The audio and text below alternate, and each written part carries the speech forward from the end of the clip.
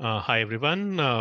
Welcome to this week's virtual informal system seminar. It's our pleasure to have Pierre-Luc Bacon giving the talk today. Pierre-Luc is assistant professor at Université de Montréal and also associated with Mila and Evado, and he's the Facebook CFAR AI chair. Today, he'll be talking about decision awareness in reinforcement learning. Pierre-Luc. Thank you, Aditya. So it's interesting that this is a topic which seems to have different names across different communities. In fact, I'm often chatting with my colleague in the OR department at Université of Montreal, and they also have something which they would prefer to call decision-focused learning instead of decision-aware learning. And just recently, chatting with Aditya, we also realized that in fact, there was this concept in system identification called, if I remember correctly, cost-aware maximum likelihood. No, I think I don't get it right here. Cost-biased adaptive control. There you go, cost-biased adaptive control. So it's an idea that actually was kind of encountered in different communities, but it's seen a revival, an important revival in reinforcement learning quite recently, especially in the context of model-based RL. And we'll see a little bit into details what that means in the next slides. So let me just, all right. So decision awareness, the way that we see it, at least in RL, really broadly speaking, it's a learning paradigm. And it's one where we're trying to say, when we're learning a system, an agent that has multiple components, well, ultimately, we want all these components to work well together, and we want them to work well so that they give us good decisions. So it's this idea of decision awareness is really to be able to tie all these modules together so that we have more of a holistic approach to learning. It's an approach which, practically speaking, also oftentimes leads us to a so-called end-to-end approach for learning. But the really high-level picture on this is that ultimately, we should train for the thing we care about. So it might be a bit of a principle that goes against the idea of having local surrogate functions somehow. It's not totally incompatible, but it's definitely going towards more the opposite end of the spectrum. But we'll see that in some instances actually does help to take this approach. Just to take a little bit a step back and talk about end-to-end learning and going back to this discussion of CFAR, which we just had before this talk, end-to-end learning, at least in deep learning, has a long history. And I had fun going back to these older NeurIPS papers that really exemplify this philosophy of end-to-end learning, right? So it really goes back to the idea that mostly through gradient descent, we want to be able to learn all of these components chained up together all at once, rather than learning them in isolation and try to stitch them back together. So the figure on the left side of the slide actually is from this very interesting paper by Léon Boutou in the 90s. They're doing some sort of quantization. And for them, what's depicted in the figure is not quite a neural network in the sense of it's not like a composition of sigmoid layers and linearities. It was really a composition of different, it's a pipeline of different processing modules and quantization and such. And back then they were wondering, how could we actually learn that full pipeline, that processing pipeline all at once? And so that was one good example of that principle. There's also this fun paper by Joshua, actually in '96, where the idea was to do some forecasting in the financial setting. But Joshua's point in that paper was to say, well, it's definitely, ultimately, especially in the financial setting, we want our predictor not to be just good at predicting the next data point, but want to make sure that ultimately gives us more money. So how come we just don't try to optimize directly for that financial criterion? So this thought process, you know, has evolved quite a bit over the development of deep learning, and made its way as well in other disciplines, and in particular in deep reinforcement learning. But I think what has changed mostly over the years is essentially what we mean by a neural network. So typically, you know, we've used to teach a perspective on neural networks that look like this. If we were to go back to those papers from the 80s on connectionist systems, right, would refer to a neural network as these kind of simple composition of sigmoid over linear transformations. And that's a perspective that, you know, has led to a lot of good insights, mostly inspired from neuroscience and cognitive science.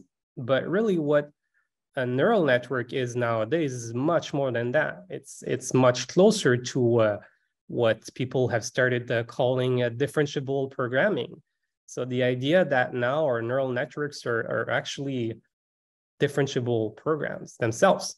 And what has changed over these last 30 years is that we've really started embracing the power of automatic differentiation, which interestingly had evolved sort of as its own discipline for a long time. But I think it's only recently we started really embracing the full potential of those tools. So automatic differentiation allows us to specify those programs, those procedures, and it would provide us with some with a way to evaluate derivatives of those programs directly. And it's a bit in contrast with let's say the way we do calculus on a piece of paper, where we try to derive like a symbolic expression. With automatic differentiation, it's really about coming up with an evaluation procedure for the program itself. So now instead of having neurons, we have, you know, atomic units of operations that get chained up together, and we can just reason about them in the same way. In the simplest case, those operations specify a directed acyclic graph. In more fancy cases, actually, you could even have cycles. We'll talk about that, I think, in a slide or two. All right, so I think I'll skip over this, but essentially, I just wanted to make a quick note here, which I find very interesting, because, you know, I've stumbled upon, you know, started really enjoying automatic differentiation quite recently in my career, and as I started studying a bit more the field, I realized that it was way more than just some sort of software engineering piece of code, which was the way I would think of automatic differentiation before, sort of a bit looking down on this and thinking that it's just some mere software, you know, distraction. But in fact, it's got some beautiful theory underlying all of this. One of that nice connection, which I'd like to make, though, is that, in fact, backpropagation, which is the one way in which we can evaluate those operations automatically, aka the reverse mode of automatic differentiation, is in fact a direct consequence of the adjoint method in optimal control. So you can in fact derive backpropagation through Pontryagin maximum principle, and then certain beautiful connections to be made in there. You can find those same equations that you would get by backpropagation when you open up Bryson and Ho in the 60s and look at their example in optimal control. So this is true, by the way, both for discrete time and continuous time. And the continuous time perspective on automatic differentiation just came back into fashion quite a lot recently, and we're doing more and more of this now in deep reinforcement learning. All right, so that was just here a slide about some sort of like a depiction of what the automatic differentiation would do as we were if we were to evaluate that expression, creating those intermediary variables, and basically deriving the procedure to evaluate that derivative automatically. Okay, so just one key aspect as well, which is going to be important in some of the material I'll show, is that there are two fundamental ways in which we can evaluate derivatives in automatic differentiation. One of them has to do with more with essentially directional derivatives, which would be what we call the forward mode of automatic differentiation, in which we accumulate from the input to the output. And the mode which is the most important in machine learning is the reverse mode of automatic differentiation, that mode which is associated with the adjoint in optimal control. And that one goes from the output to the input. But what's a key aspect here, and I think it's worth highlighting, is that these tools are entirely built around the idea that we would never form explicitly a Jacobian matrix in memory. So all of that code is structured in a way that we only do Jacobian vector products or vector Jacobian products. And it's actually a really key concept that needs to be taken into account as well when we design our algorithms to make to be sure that we make the full use of those tools in terms of efficiency. It's also an important consideration when it comes to let's say concerns about, let's say, sparsity structures and such. There's a bit of a divide with some other communities. For example, when I look into the different tools that are available in nonlinear programming solvers, where oftentimes the workhorse would be to use finite differences, and where Jacobians would be somehow built and maintained explicitly, but then various tricks would be introduced to leverage sparsity structure and such. Now, in deep learning, for some reasons that I'm not going to go too much into details, it turns out that actually doing dense operations is actually what pays off the most. So, which means that actually, doing these operations like this is what we should focus on as much as we can, and avoid forming those Jacobians explicitly. All right, we'll go back to that later. I just want to show you a few examples of some of the work we did in my group, where we applied those ideas of decision-aware RL and decision awareness, and we do it by leveraging the end-to-end learning principle, and by designing tools that are trying to leverage the power of automatic differentiation to its full extent for efficiency reasons. So the first piece of work I want to share with you is this paper on that we call the control-oriented model-based RL, and we literally reuse an expression here that comes from the system identification community, because we realized that actually what we're doing was very much in that vein. And so while working with models is quite a natural thing in some disciplines, in OR in particular, it turns out that actually solving, let's say, an MDP by first identifying a model and then solving it hasn't been a very successful approach when it comes to large-scale reinforcement learning problems. So most of the state-of-the-art methods have been, at this point, model-free reinforcement learning, where we completely skipped that identification part.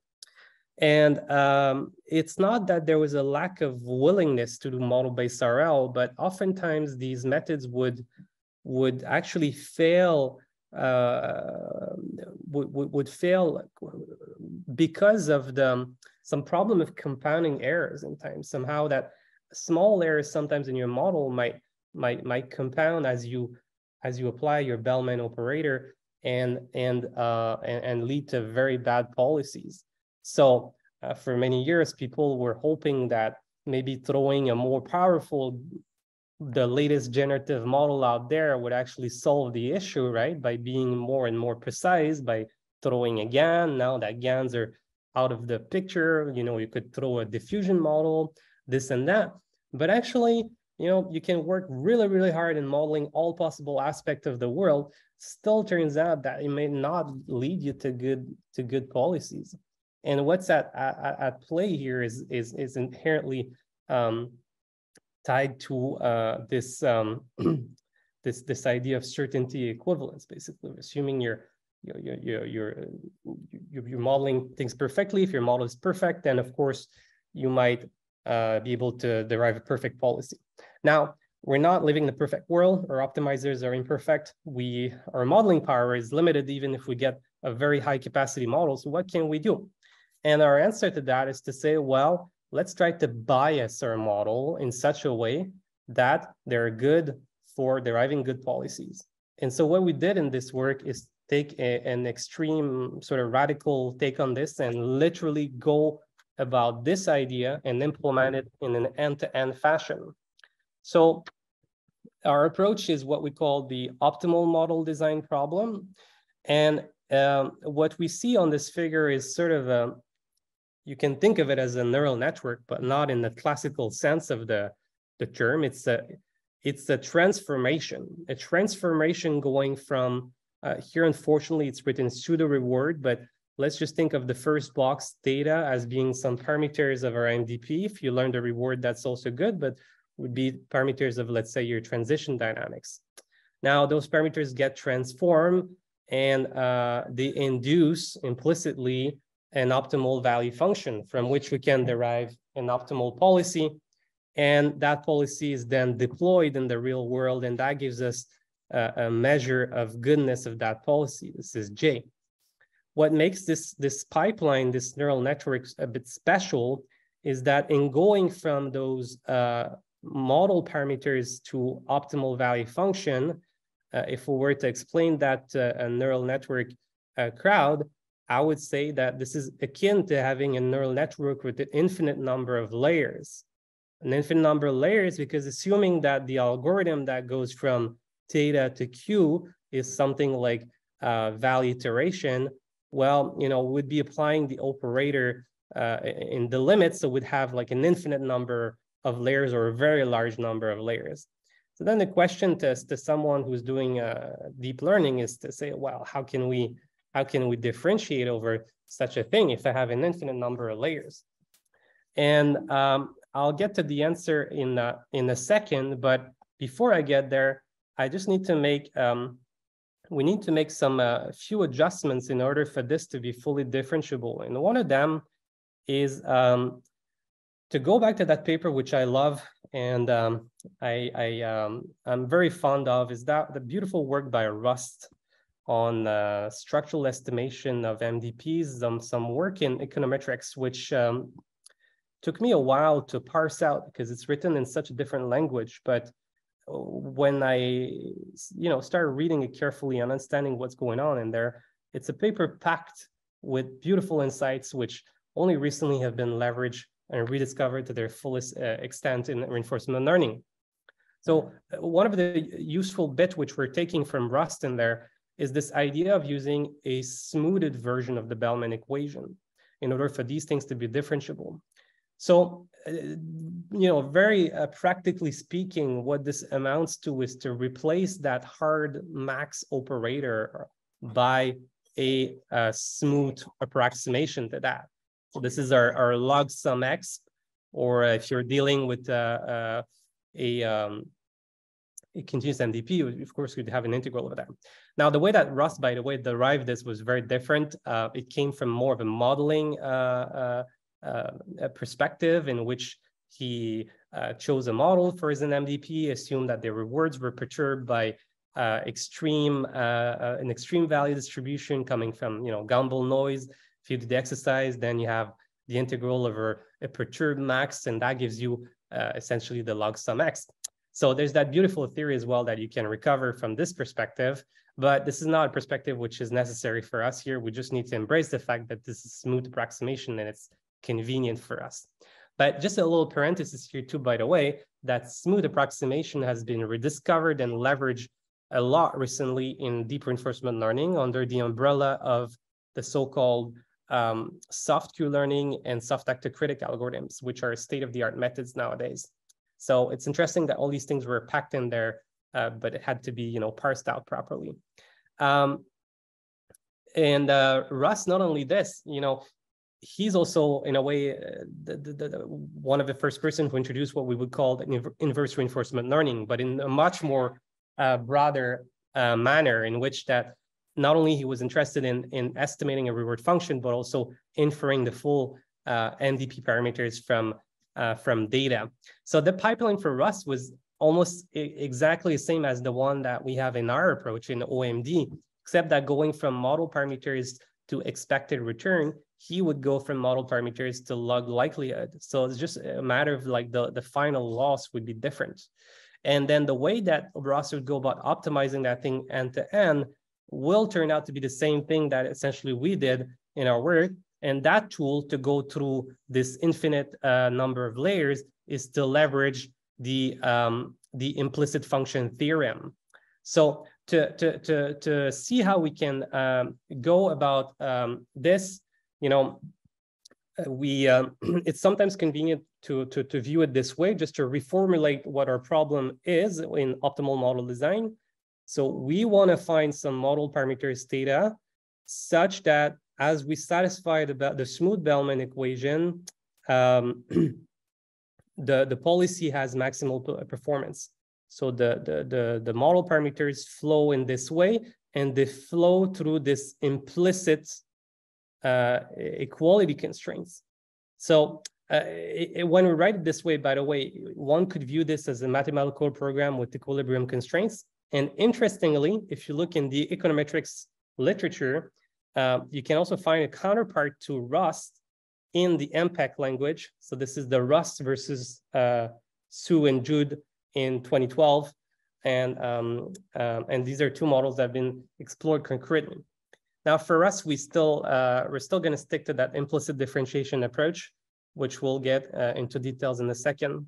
So because we're doing function approximation, we're dealing with large NDPs. Here, of course, we're not going to be dealing directly with the tabular instantiation of that algorithm. So we'll be using instead the Bellman residual as a proxy to the fixed point problem, basically the fixed point characterization.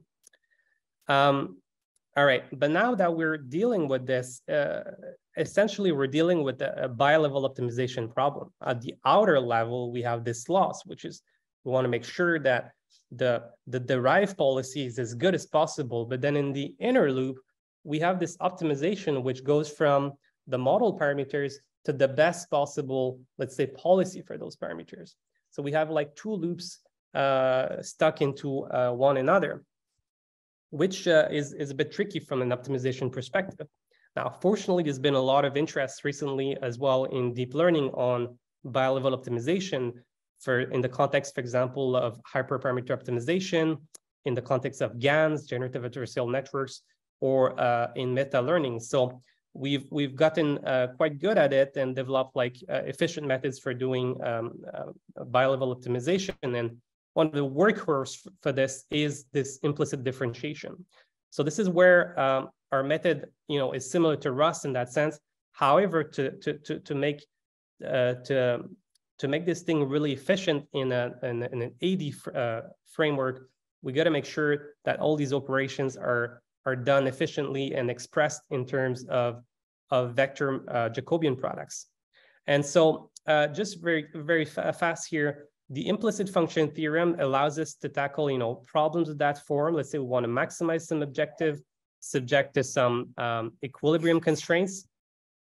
And the implicit function theorem tells us that under some assumptions, there exists an implicit function going from the parameters theta to the optimal value, and that the Jacobian is given by this expression over there. So we have an inverse Jacobian, which is the only thing here I want to highlight. We have an inverse Jacobian and some other term over there. So that first term over there, the inverse Jacobian, I'm using a Spivak notation here. So this is the partial of f with respect to the first parameter. It's a bit tricky to deal with. It's a bit tricky because we have a matrix inverse, of course, and we want to be careful as to how we deal with this. So when we integrate such a result into an AD pipeline, we want to make sure that we bracket all operations in a vector Jacobian fashion, which practically speaking amounts to essentially rewriting this expression as the last line over there.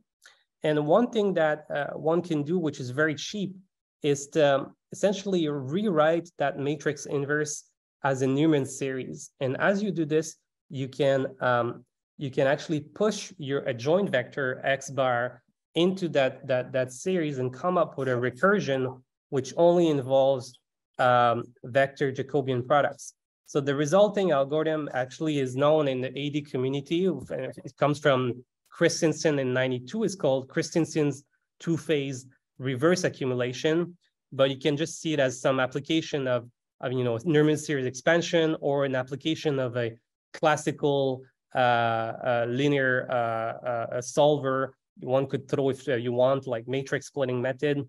That's a possibility. Another possibility would be to use conjugate gradient. This is done sometimes in some cases when you do gradient-based optimization. So all of these are possible, so long as you make sure that you express everything in terms of vector Jacobian products. Right. So Pierre, just one question. So here, do you so there should be some constraint on the norm of I minus the Jacobian, right, to define the Newman series? Yeah, absolutely. But here, because F, our constraint is essentially a contraction mapping. Oh, okay. As long as it's a contraction mapping, we can show that this matrix inverse is going to exist. I see. So we're good. But you're right that in practice, it doesn't have to. And in fact, when you don't have a contraction, you're going to have issues. And when you rewrite this as a Newman series, you might want to introduce a damping factor. Mm-hmm. And actually, the algorithm you get is akin to a Richardson iteration for solving linear systems. So you can control your spectral radius to the damping through the damping factor in Richardson iteration. Thanks. Thank you. All right, so let me just go quick over some of the results. So when would that method pay off? Well, the intuition is that it would mostly pay off when we have a misspecified model, which means that if your model is not capable of capturing the true dynamics, you might as well try to reallocate some of the capacity in places that matter for the thing you care about. So these are different plots in some synthetic MDP, comparing a pure MLE, pure predictive approach, to one that is biased towards getting good performance. This is the red curve over there. Now, what's maybe, if you allow me, I'll skip over this because I have a bit too much stuff maybe, is to show conceptually as well what can be achieved in terms of the models that it recovers. So basically, on the top figure, we have a ground MDP, which in which we learn, and then we apply this OMD approach to try to learn an approximate model, but one which would only require to be good for deriving good policies. Now, the thing that you realize when you apply such an approach is that you're sort of giving away, you're sort of giving up on identifiability in a way. You're saying, I'm going to be fine with whatever solution you find, so long as it gives me good policies, which means that you may not recover the ground truth if there is such a thing as a ground truth. And so what you see is the bottom figure is actually a model that has been recovered through OMD, which is equivalent from the perspective of deriving good policies, but which is clearly has different structures as the top one. So, I mean, you can see that as both a feature or a bug. It can be a feature in the sense that you may even try to do some form of approximation or compression of that model by, let's say, cranking down by cranking down the temperature parameter in your smooth Bellman equation, which is going to lead to sparser and sparser models. So this is something we haven't really leveraged, but I'm just mentioning it here. In some cases, it can also be, it could be a feature. All right, so it leads, by the way, to some very interesting topological concept, these like notion of equivalence. There's been some recent work done by other authors on that question, and these notions of Q star equivalence in particular. Very interesting from the perspective of function approximation and model-based RL. This is also useful in places where these were in some experiments where we had introduced some distractor states, so some parts of the the observation vector that had bits that had no usefulness in the control itself. So if we were to model those, that would just be wasting capacity essentially. And so we can see that our OMD approach, tends to do better as we increase the number of distractor states. Okay, so I'll skip over this, but essentially the last slide was, excuse me, if I can go back to this. So the all right, this last slide over there was in an experiment in some continuous control environments. So these things work beyond just like tabular MDPs. And the plots in the plots on the right-hand side, I think, is an interesting one, where you can see a plot showing the evolution of the real next state in blue and the OMD prediction in red, which are actually quite different signal. That's the only thing you got to check on, see on this figure. They're very different lines, yet they still lead to optimal performance. So it's the thing that you got to embrace. You're sort of losing identifiability, but can be useful in some ways. And of course, this work is an extreme take on DAC. So we did nothing to do proper. One could have done actual system identification here through some MLE approach and then do some fine tuning. But here we took a complete extreme approach to that and went fully end to end. So what seems to work quite well nowadays is probably maybe not to take such an extreme approach and follow something more along the lines of mu0, which is an approach that is in between, where they introduce these kind of ideas, but in the form of a regularizer instead of having a full end-to-end optimization approach. And mu0 is a state-of-the-art approach in deep learning for video games in particular. Okay, so the conclusion of that is that, if I can just comment on this, is that I think the core concept is quite appealing. We took a radical take on this. It can be done from a pure optimization perspective, but it's not, I would say that it's not necessarily something I would advise. It can be tricky to get good performance out of this. And the implicit function theorem, I gotta say that we all fell in love with it a lot in my group. We spent a lot of effort, trying to make it efficient and such.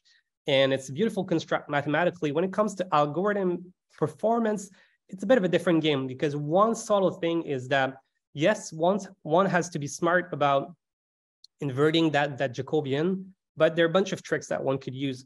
But one thing we've observed in practice is that the quality of our gradient strongly hinges on being close enough to our fixed point for that implicit function theorem to be valid. And actually, most of the computational effort that we'd have to spend would not be related to the inversion of the Jacobian, but actually would be spent on approaching sufficiently that fixed point for this thing to give us a good approximation. So, so yeah, we were kind of done with our honeymoon phase in implicit differentiation. It's not a bad tool, but it's not as easy as it sounds in practice to get these things to work well in a more messy, large-scale scenario. Okay, so following up on this and on the question of bi-level optimization and meta learning, we've been doing some work on getting more efficient approach to meta learning. So meta learning is an approach that has been applied in not only reinforcement learning but also machine learning more widely, in which we're trying to basically get better generalization performance. And one particular approach that's been very popular recently is this mammal approach to meta learning, in which we essentially find some parameters from which we can easily adapt and get better performance through few gradient descent steps.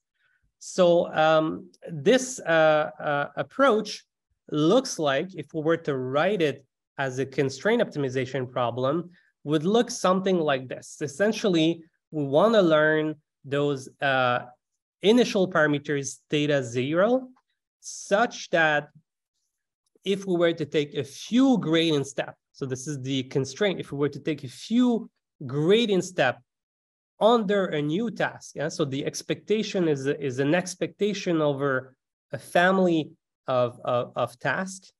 So when we're facing a new task, we want to get good performance on a test set of that new task. So this is an approach, to help us get better generalization across different tasks by explicitly embracing the learning procedure and to actually meta-optimize that learning procedure.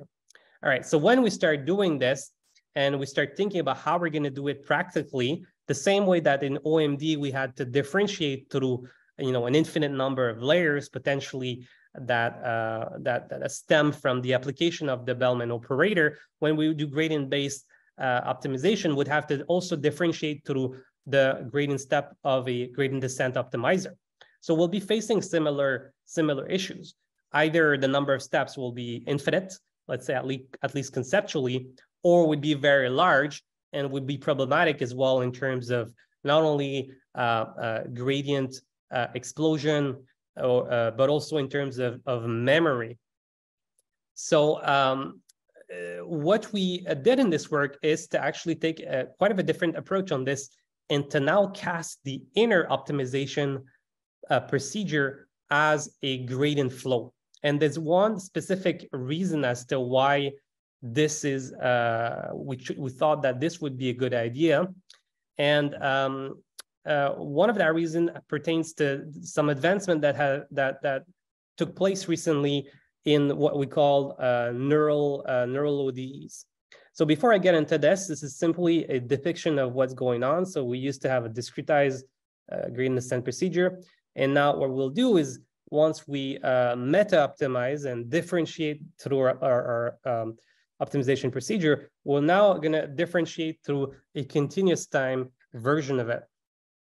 So what, all right, so this is simply rewriting the objective, and now we have an ODE, a gradient flow essentially for the constraint.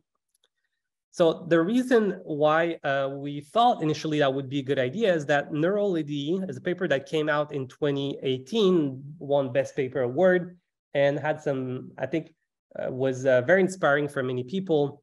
And in the Neural ODE had a pretty strong claim saying that basically, by virtue of having a continuous system, they would claim that you could simply forget all the stuff you had computed in the forward pass and then recompute it backwards by flipping the sign of your ODE, which, well, unfortunately doesn't turn out to be true. So not all dynamical systems are time reversible, and in fact, very few of them are.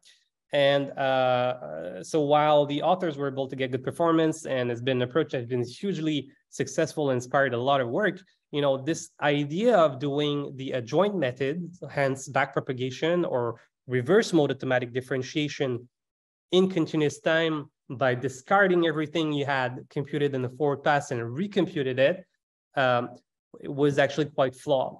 So back then, when we started that work, we hadn't fully realized the full extent of that issue, and it had barely been discovered. So we sort of had to fail ourselves to realize that that was a problem. And then it became clear to us when we started applying our approach to a very simple optimization problem. So for example, if you were to try to minimize a quadratic, so let's say your optimization path from W0 down to the minimum would be like that green line over there, and that path is quite well defined. Now, if you forgot how you've gotten to the start of that minimum, and then we're asking you to go back to where you started, well, it's very ill-defined. Unless you've got infinite precision, most likely you're going to end up somewhere else. So that red path here would be, let's say, the backward path that would be reconstructed. So that discrepancy between the forward and the backward causes huge numerical issues. It's a big problem, and it renders that approach totally impossible to use in practice. So at this point, we're like, well, that sounds like a good idea on paper, but this is not going to fly. So what do we do? Well, we said, if the reason why we were doing neural ODEs was to use this version of the adjoint method that was saving us so much memory, couldn't we do something else instead that would still save us memory and give us what we need? So what we started embracing instead is the fact that there is that forward mode that exists that we typically don't use. That we don't use for a good reason, though, because in the forward mode, this is a mode which would be more efficient when we have a lot of outputs and few inputs, which is not the case usually in deep learning, because we have one output, which is scalar loss, and then we have a lot of inputs, which are the weights of our neural network. Now, if you're careful and you start, really leveraging the structure of your problem and such, there is a way, however, to write things efficiently. And this is what we did here. So we've applied the forward mode to a gradient flow, which in that case amounts to what people in other fields would call the forward sensitivity equation. But the forward sensitivity equation would require us to maintain full Jacobian and propagate them through time, which again is not feasible. So what Tristan, the first author of that work, found out is actually there was a smart way to leverage the specific structure of our loss, especially when let's say you have a classifier and you're doing logistic regression at the output. There's a way to rewrite your loss through this Kronecker factorization. So it's not easy to actually show you the mathematical details in a few slides, but the gist of it is that we start with like a forward sensitivity equation, which describes the evolution of a Jacobian continuously in time, but with a bit of math trickery, we can instead decompose it into some Kronecker factorization, and instead of maintaining the full Jacobian, now we have the time evolution of some of these basically rank 1 matrices in time. So this is a huge saving in terms of memory. It also allows us to avoid that numerical issue pertaining to recomputing trajectories backwards in time. And the third benefit of going continuous time, which I haven't really mentioned, is it allows us as well to to adapt the integration time, to meta-learn the integration time dynamically. So in those methods, MAML and such, typically the number of adaptation steps would be fixed in advance. So we'd say, I'm going to meta-learn initial parameters such that after one step or k steps, I have good performance. But it's difficult otherwise to actually meta-learn how long you should adapt dynamically when facing a new task. So because this is essentially a discrete action, one possible way would be to use a derivative estimator and have something that looks like an RL meta objective. That's one possibility that some authors have looked into.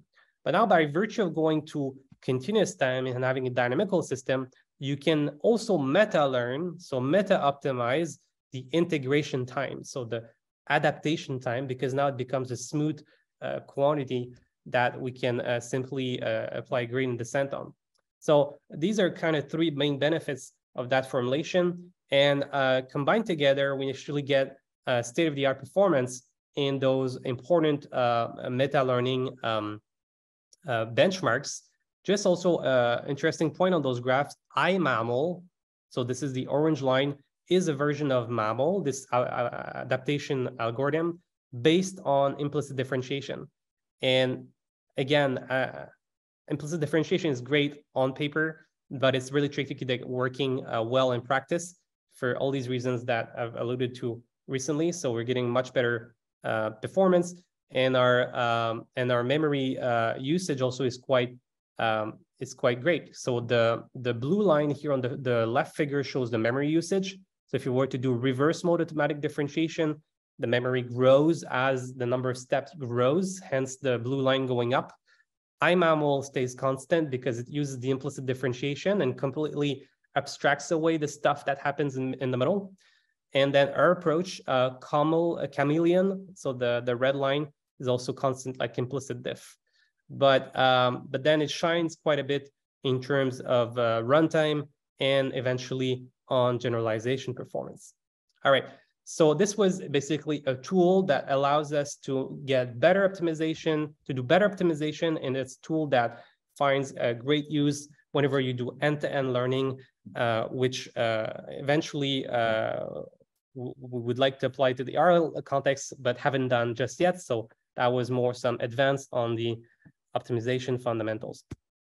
Okay, last little bit is just a bit of advertisement with some of that work that we did in continuous time. Also represents my own growing intellectual curiosity, growing towards continuous time methods and models. So I was trained as a computer scientist in McGill, so I've done all things discrete time, and I found myself being fascinated and very curious actually by continuous time models, which I think would be quite natural for some of you in the engineering department.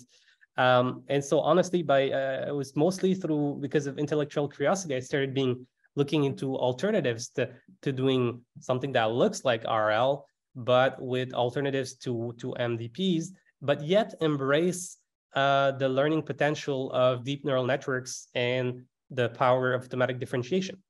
So this is some work that was led by my master's students at the time, Nikki, and along with Simo and Nitarshan. So together they worked on creating this toolbox called Myriad. It was not only a toolbox, but also a demonstration that one could embed trajectory optimization and do end-to-end learning of dynamical systems through neural networks and automatic differentiation.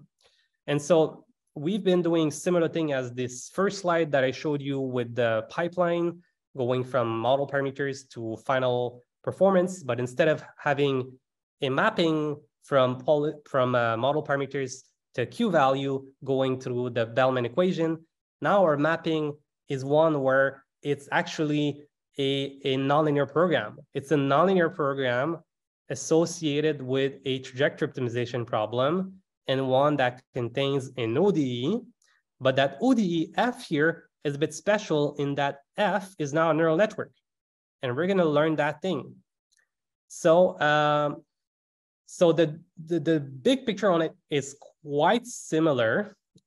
One can apply implicit differentiation if we want to do these things, but then the devil is into the detail when it comes to making this scalable and feasible with deep learning. And one of the issues, once you start throwing neural network in there and the dimensionality of your parameters grows, optimization gets much harder. This would have to be solved typically through a nonlinear programming solvers. Usually, when you look in the literature on nonlinear trajectory optimization or nonlinear MPC, would often use SQP, so sequential quadratic programming, which has a bunch of interesting properties. It's been well studied and implemented in many industrial packages. However, when it comes to the deep learning workload, unfortunately, these things don't quite scale. And it's not that they're not theoretically sound or anything like this, but SQP is inherently a second order method. It's some kind of application of Newton's method. And while we're able to, evaluate second order information with automatic differentiation, that's not a problem. It's also it's computationally very expensive. And the practice also in deep learning has shown us that rarely going second order help us actually get good generalization performance for some reason, which unfortunately we'll have time to get into. But essentially from when you throw in generalization in there, it turns out oftentimes these second order methods don't quite pay off. All right, so all of that to say that solving those problems, yes, is well established. Doing it at scale is a different game. And so what we did here is to try to essentially develop our own tools, first order, to do these things efficiently, such that we can embed such problems within a deep neural network as a layer. Now, a layer is literally a nonlinear optimization solver.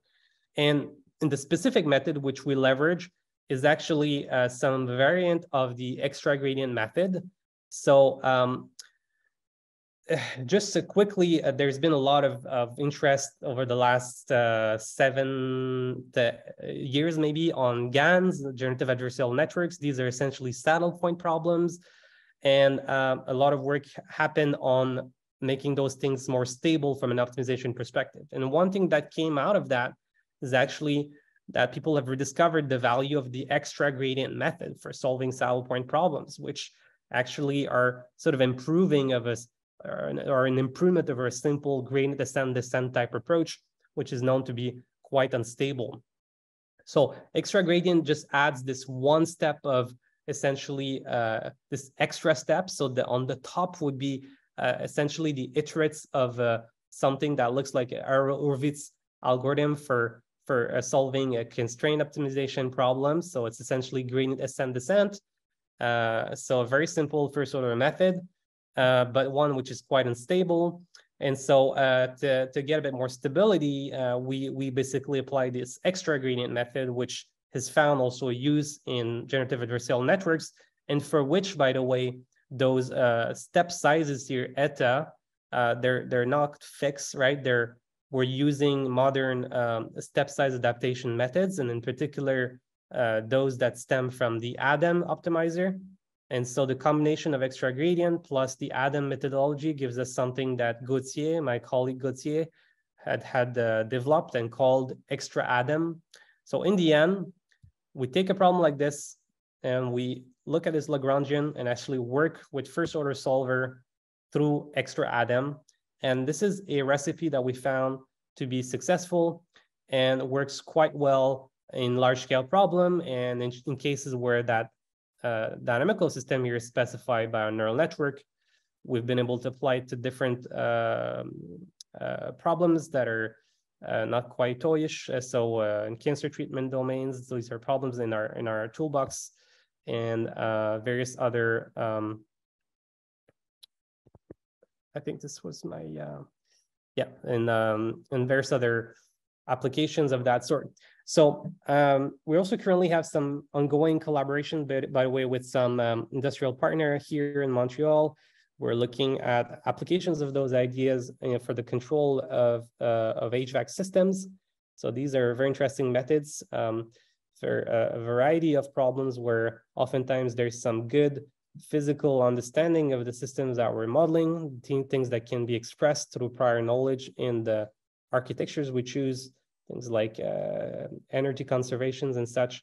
And we can then combine the power of the capacity, the expressivity of neural networks with those prior physics-informed structures, and then apply our optimization approach to those methods. So this was basically the gist of my talk was an overview of different instantiation of that decision-aware principle, which for us in my group often leads us to end-to-end methods, which are inherently tied to automatic differentiation. So this is an area of research which we're still exploring and trying to better understand in my group. All right, so that's all I had today. Thank you.